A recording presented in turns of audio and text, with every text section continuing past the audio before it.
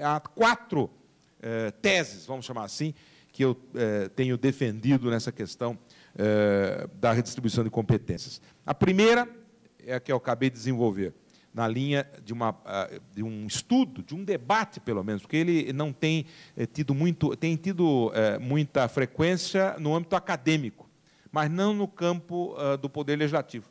Eu acho que deveríamos começar a debater o federalismo assimétrico, a partir das experiências regionais europeias, etc., trazer pessoas de lá para cá, para contar como é que funciona, e pensarmos numa reforma constitucional que levasse esse aspecto em conta.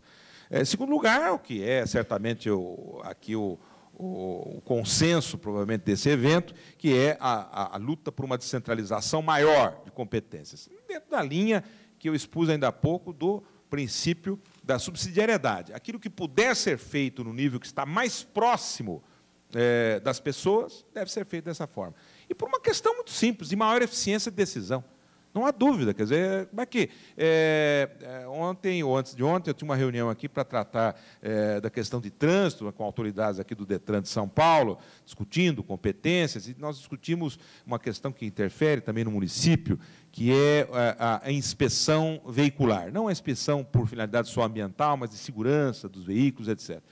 E eles me contavam lá, então, os especialistas de trânsito aqui de São Paulo, olha, mas isso tem um problema, que tem uma resolução lá do CONTRAN e o DENATRAN, que diz que isso tem que ser padronizado, assim, assim, assado.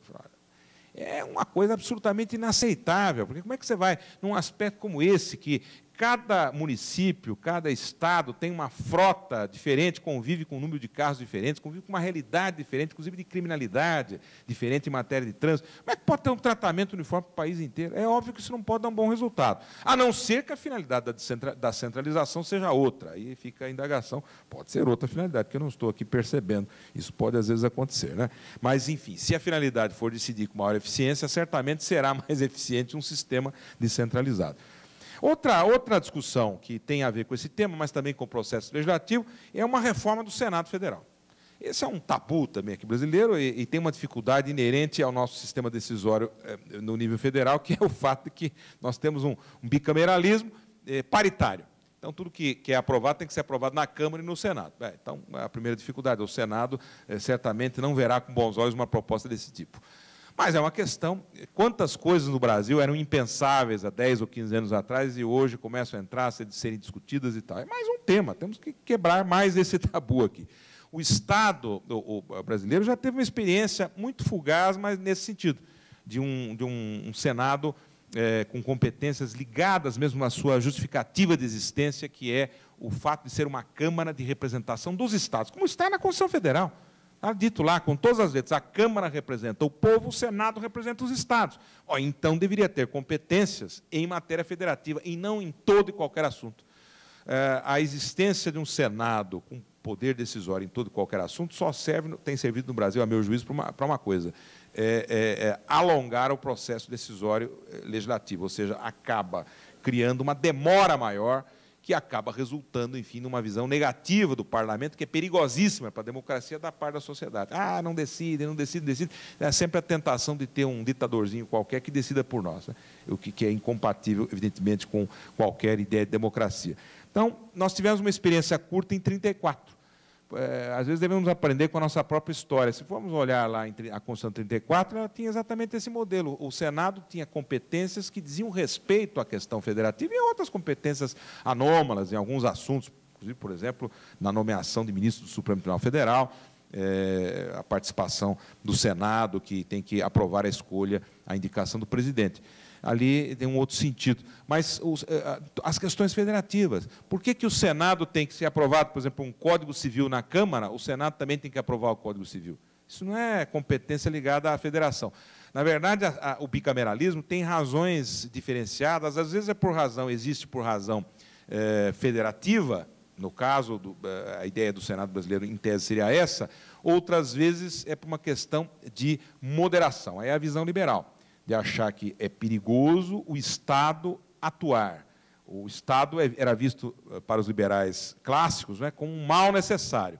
Então, alguns propunham, na época, era o modelo inglês, por exemplo, da Câmara dos Comuns e Câmara dos Lordes, que aquilo que os comuns decidem, vai dizer que a maioria decide, tivesse uma instância de controle que é fruto da visão antiga de um Estado oligarquizado. Quer dizer, os lords, aqueles que têm privilégios, têm a chance de bloquear isso. Então, essa forma de bloqueio aparece até na arquitetura de Brasília. Eu sempre digo, olha, viram que Brasília reflete isso, quer dizer, é o que está no... é o elemento cultural, que às vezes é importante, né? A Câmara tem uma concha, né, voltada aqui para cima, como se fosse uma...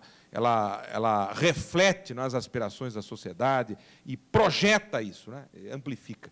E o Senado abafa. É a Câmara voltada para cá. Quer dizer, essa visão mostra, não é, que quem pensou no Senado pensou também com uma Câmara de moderação, numa visão liberal. Ora, o Brasil é um Estado social-democrático pela Constituição. Então, mais uma vez, ou então abandona isso. O Brasil passa a ser um Estado liberal, vamos nos inspirar aí no modelo de Constituição dos Estados Unidos, vamos, por exemplo, cortar quase tudo da Constituição, adotar uma Constituição mínima, minimalista, vamos tirar tudo quanto é direito social da Constituição. É uma alternativa.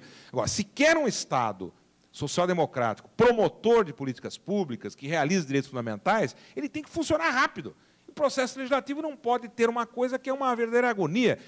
E duas casas em pé de igualdade significa possibilidades de idas e vindas infinitas.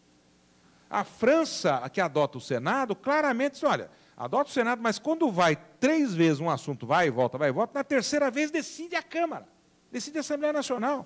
Não é paritário. Até porque o Senado na França é eleito por via indireta. Então, isto são questões que nós temos que enfrentar. Essa é uma outra questão a ser enfrentada. E, finalmente, a questão da cultura federativa, eu vou encerrar aqui, que interfere fortemente, por exemplo, na interpretação do direito. O Supremo Tribunal Federal não é por culpa de A, B ou C, ele reflete aquilo que a imprensa, que a academia, não é? Que a universidade, que as pessoas comuns pensam também. Quer dizer, nós temos uma cabeça ainda hoje centralizada, centralizadora, e o Supremo refletiu isso durante anos. Ele sempre dizia, olha, precisa tomar cuidado. Então, tal assunto vamos interpretar sempre no sentido de uma desconfiança das entidades menores, do ponto de vista territorial, as entidades territorialmente descentralizadas. Sempre o Supremo agiu assim. Há uma indicação de que isso está mudando e de que isso possa mudar mais fortemente. Os próprios ministros, o ministro Gilmar, certamente dirá algo nesse sentido, nas composições mais recentes do Supremo. Mas, no passado, um dos grandes responsáveis pela centralização foi o Supremo Tribunal Federal. Porque, além da Constituição já refletir a centralização em algumas passagens, os órgãos de aplicação e interpretação contribuíam para que isso se alargasse. Vejam, a Constituição anterior, de 67 e 69, estabelecia, entre outros limites ao poder constituinte dos Estados, processo legislativo. Então, o processo como um todo, a tendência era tomar o processo legislativo federal como um estándar, como um padrão mínimo. Então, tem que observar o que está ali, uma coisinha ou outra pode mudar. Vem em 88, e não foi por acaso. Olha, não tem muito sentido isso. Por que o veto, por exemplo, do chefe do Executivo tenha que se dar no mesmo prazo em todos os níveis? Pode ser 15 dias no nível federal, que é mais complexo. Podia ser um prazo muito menor no nível municipal, por exemplo, adotado pela lei orgânica. Mas não pode, que tem um padrão do processo legislativo federal. Mas não é o que diz a Constituição. A Constituição tirou o processo legislativo daqui. Por que isso permanece? É mais ou menos naquela situação de alguém que tem o braço amputado, né? O braço não existe mais, mas a pessoa sente como se existisse. Então, o Supremo, lendo a Constituição, como se existisse uma norma que não existe mais. E continua dizendo isso, é jurisprudência ainda não modificada, embora haja uma outra voz no sentido de abandoná-la. Não, tem que tomar isso aqui como um parâmetro. Então, o prazo para veto tem que ser o mesmo, as iniciativas têm que ser regulamentadas da mesma maneira. Não é? Tanto que, quando vai se discutir iniciativa, se é da Câmara ou do prefeito, nós sempre vamos na Constituição Federal. Para quê? Que vamos consultar a lei orgânica e tal? Não vale, tem que seguir aquele modelo, porque é imposto por essa jurisprudência.